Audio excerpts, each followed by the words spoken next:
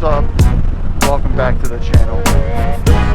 It's Saturday, June 15th, day before Father's Day. I'm headed down to my parents to give my dad his card. And I thought I'd take this opportunity to continue the 5 things I love about my Dyna video.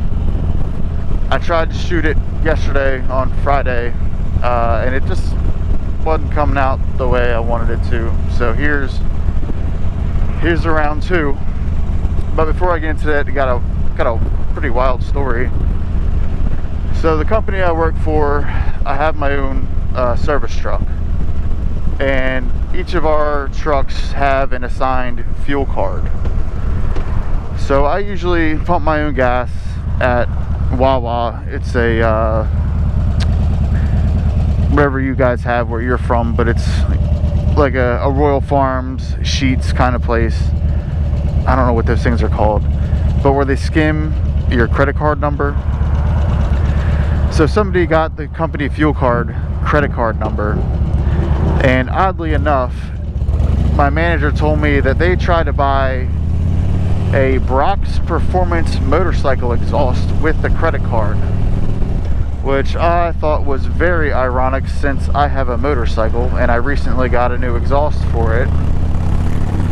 But my manager, he was smart enough to look it up, and he figured out that Brock's is a bike like the one ahead of us, a sport bike exhaust. So crisis averted. So they had to cancel the card and order a new card for me. But anyway, I'm gonna get into the topic of this video, which is 5 things I love about my Dyna. The drivetrain, and hopefully you guys can hear me. The wind noise isn't crazy.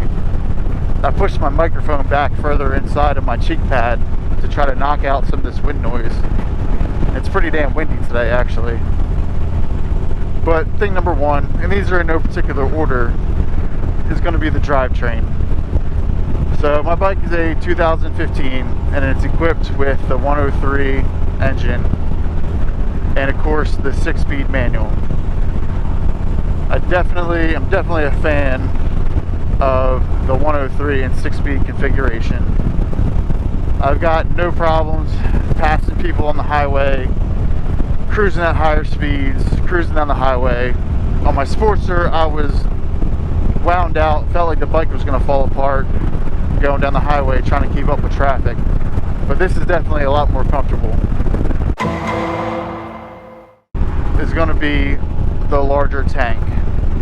Now I believe these come with I think it's a 5-gallon tank. I just filled up, so let me check my range. So I got right around 150 miles of range before things get questionable. So it's definitely a plus. On my Sportster, one of the several build phases my Sportster went through, it originally came with a 4.5-gallon tank. I wanted the smaller tank, so I put the 2.1-gallon tank on there, and I was filling that thing up, every ride, which sucked.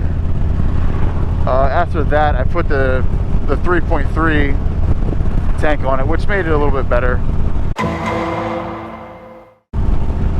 Thing number 3 I like about the Dyna is the handling. And I don't get the top-heavy feeling that you get on a Sportster. I definitely feel like the bike is a lot more balanced and I'm in better control of it. And then also riding 2-up, it's a lot more comfortable, and actually I think it takes some bumps a lot better riding 2-up than it does riding solo. My wife definitely agrees with that statement too. And I should mention that I did put aftermarket shocks on this. I do have the drag specialties, the $270 ones. I got those from Hardcore Cycles, so shout out to Hardcore. Number 4 that I love about my Dyna is that these are still pretty easy to work on and modify. What I mean by that is you want to change your bars out you don't have to pull the fairing off or pull the outer fairing off. It's just plain easier. It's still a pretty simple bike to work on, and as long as you have a manual, you can pretty much get through whatever you got to do. I did buy the bike with forward controls on it, and I wanted mids, so I had the primary apart. I'd never done that before, so I mean I had the manual, so it was pretty straightforward, pretty easy. Red bomb. Thing number 5 is going to be the aftermarket support. So as I said earlier, I have a set of aftermarket shocks on this thing. I have plenty of aftermarket stuff on this, but you can pretty much build your Dyna however you want. You can build a club style bike, which I guess I kind of sort of have. You can build a touring bike, especially with the switchbacks. Throw a batwing fairing on that thing, and you've pretty much got a touring bike. Strip it down, have a stunt bike or a bobber, chopper. The options are pretty much endless, and it's up to you. You know what you want to do with your bike and your intentions with it.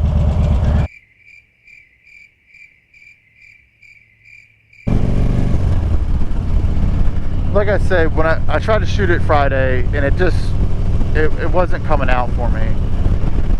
And the list that I had written down was all pretty much, and all the things I covered were all pretty much to be expected out of a Dyna if you had owned a Sportster previously. Speaking of a Sportster, there went one. So these are all kind of blatantly obvious things, and I'm sure you watch a review on any Dyna, you're going to get the same stuff. So I kind of had plans to, I guess, cancel the video, just because I couldn't find anything concrete that was extraordinary about the bike. So that's why I was gonna cancel the video, but I decided, well, I should just do it. Stuck behind some trucks.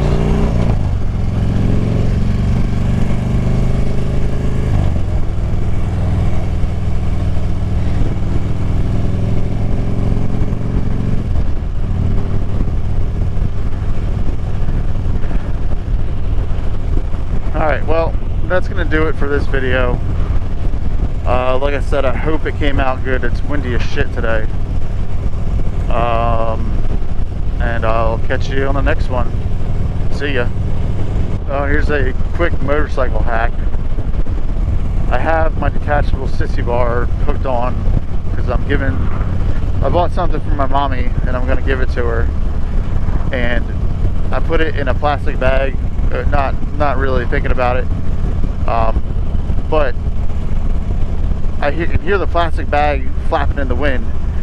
So if I don't hear the plastic bag flapping in the wind, that probably means it fell off. So there you have it, your free motorcycle hack for the day.